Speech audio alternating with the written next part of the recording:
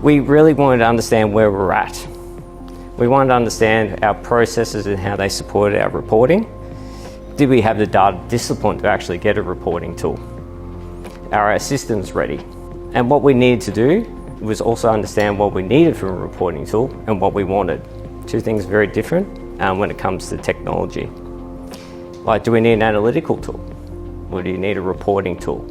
Do you need to be self-sufficient? Or do you need to outsource? Can it be user-friendly or technically advanced? How are you going to support it? We didn't want to just have a tool that could produce a number and have no one behind it to help people understand that number. Because we had a very good data management model across all our key systems.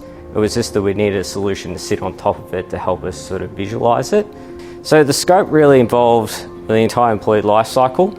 So we've got recruitment, onboarding, your HR core, health and safety, salaries, surveys, exits, workforce planning, leave, which is really important as well, payroll, the one that often gets left alone and put in the back room but no one really cares about until you really need it. We actually value that more than anything because it has a richness of data that absolutely can transform your data analytics. And financials as well, so FTE and budgeting. Our finance friends wanted to get part of it, so we thought we'd bring them along as well, which helps when you actually need a bit more money to make improvements too. One model is the tool that we've used.